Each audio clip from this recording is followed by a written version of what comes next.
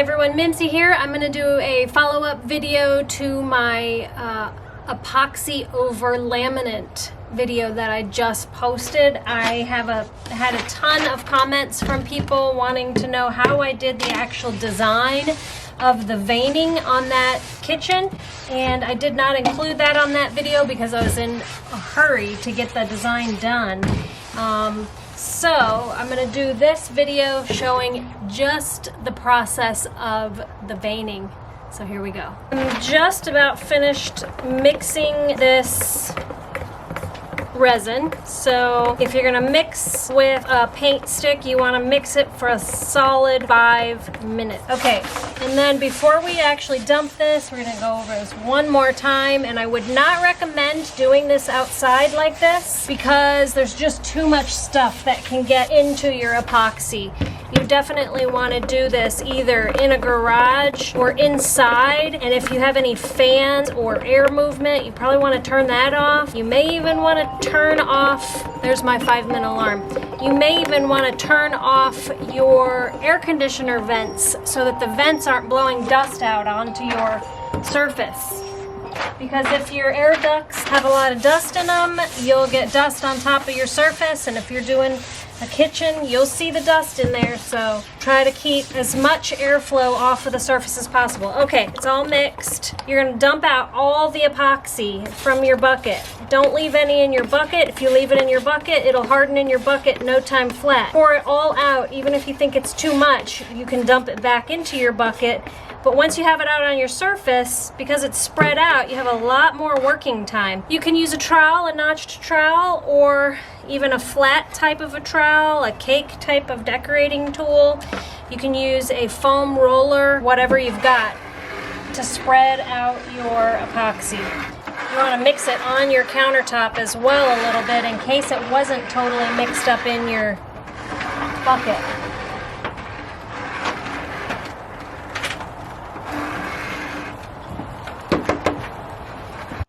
So I switched over to a brush to spread out my epoxy on my tabletop because the epoxy was, I think, a little bit too hot, and it's separating on me. So I'm using a brush in order to get it to mix on my tabletop. So do this job in the proper temperatures. It tells you on the epoxy bottle between, I think, 70 and 80 degrees. So if you're inside your house, that'll be perfect. So these are the colors that I used. You take them and spray a pool of it into your pan. And obviously don't do it right over your surface like I just did. I'm going to mix that up because I wanted it lighter than what I have here.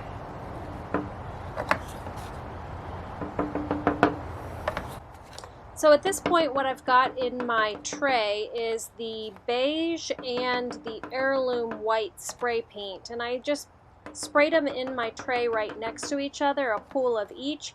And then I mixed them up with my paint stick in order to get a lighter color, because my background color is very white and I didn't want it to have a lot of contrast. I want this design to be fairly subtle. But that's personal preference. I like my veining to be fairly subtle. And then you can chop this to make the color blend.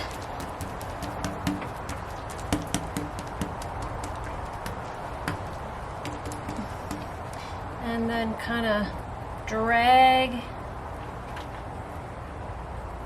that like that.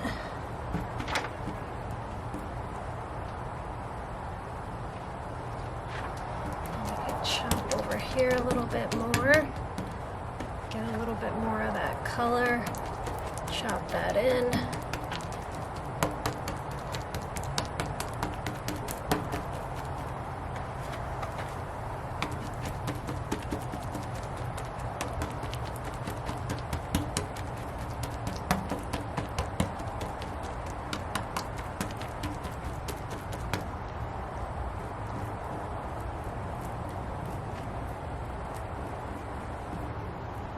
Now,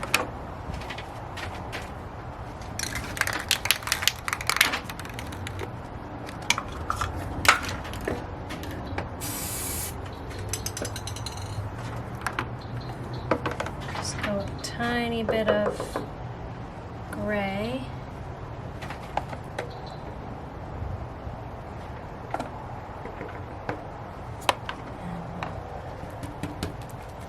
Chop that in.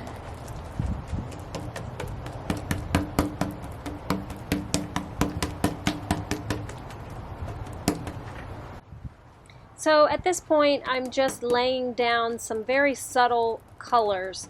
I put some gray paint into my tray, and then I just dipped the corner of my brush into the gray paint just to get a little bit on there, and it takes very little spray paint to get what looks like a lot of color on your surface. So just a tiny bit on the corner of my brush, and just laid it on there kind of in that same direction that I drew the vein with my paint stick. So when you're doing veins that you want to look like authentic stone, the veining almost always runs in the same direction. So you kind of want to keep your veining, all your veins kind of running in the same direction. They almost never intersect perpendicularly. They're almost always parallel to each other. So that's the way I always do my veining, is in the same direction. So I'm just laying down subtle color to kind of be the background to the more detail that I'll put on, that I'll drizzle on with the paint stick. Now I'm going to put in a little bit of gold paint. And just a little tip, with metallic paints, for some reason they don't spread out and blend the way that the other spray paints do. Metallics tend to separate.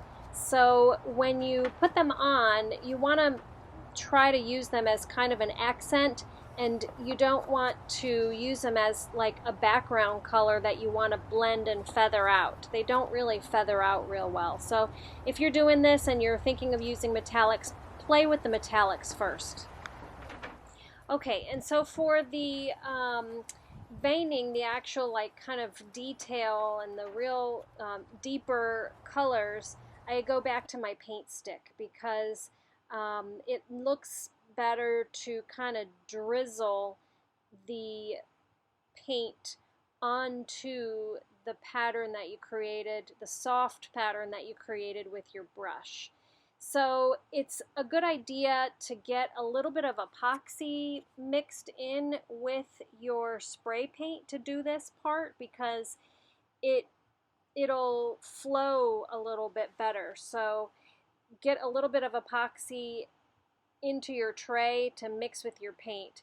And then once you have your darker colors on there in the pattern that you like, then take your brush and just soften it up a little bit. You can dab it like this, or drag your brush through the veining a bit. I had a chunk of something in there, so I just dug it out with my paint stick. And then it'll flatten up. You've got a good long time for this.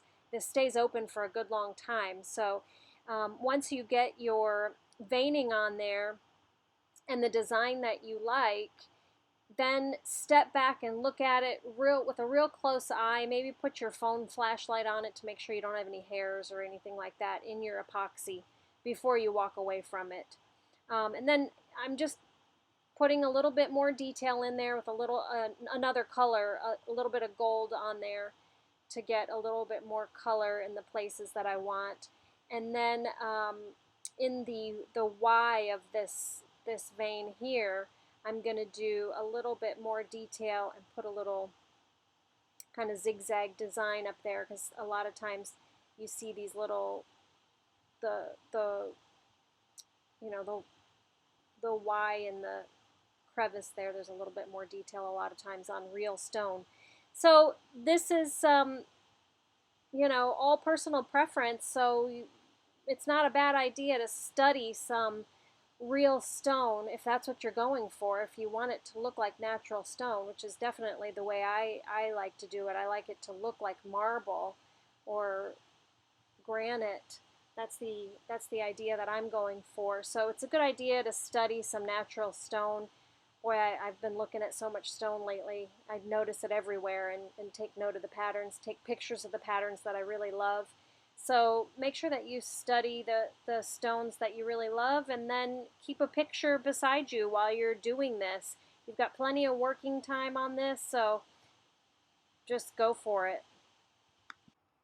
And then once your pattern is the way you like it, grab your heat gun and hit it with your heat gun for a few minutes to pop any air bubbles and just level this out even further. My epoxy is a little bit weird because it's actually way too hot, and I'm doing this in my driveway under my carport. So my epoxy is not leveling out real well because it's just too hot. I should have done it inside my workroom. But anyway, this is the design. Let me show you a little bit. I'm going to get my camera and show you some real close-up shots of this. So let's take a look at it real close. Okay, so I've got it pulled out of the sun. Let's see if it'll show. See up there, there's all kinds of little dimples. That is the first coat, and because I didn't really, and because it's so hot maybe, and I didn't use the heat gun a lot on it. But it's because it's a sample. But if that's what happened to yours, the second coat will level that all out. So let me show you close up how this turned out.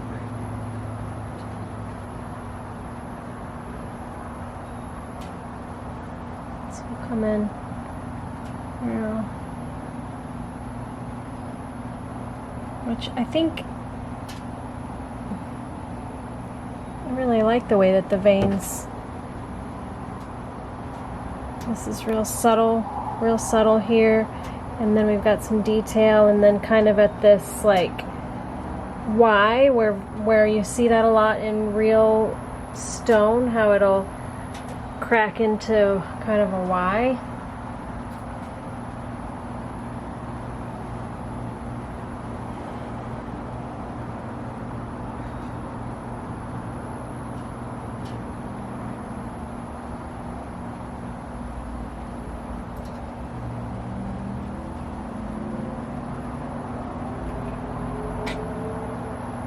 And then let's look at this one close up. This one's kind of cool. It has a little bit of gold here.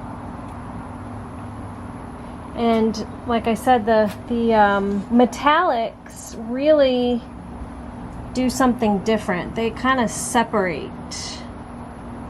They don't blend real well. So if you're thinking of doing some metallics, just know that they separate kind of weirdly. See how we have this real subtle color here? That's where we chopped in the color, and a subtle, kind of subtle background here. And then you drop like drips of paint to create the darker spots. And then those darker places are places where you don't use you kind of just drag your brush lightly there. So this is the parts that I chopped. And if you wanted your whole background to be more color like this, you could certainly chop in a lot more color. Like, see how this is kind of got some subtle color back here, and then this is just totally plain, and then we've got the kind of veining. So anyway, that's the way I did it. There's, I mean, obviously infinite possibilities with this. You'll see down here where it's got subtle color back here that kind of just blends out, into the white background. And check out my next video. It's the one that I did on my island in my kitchen, where I did the black background to make it look like soapstone. My soapstone island. Check that video out next. I'll put a link right here.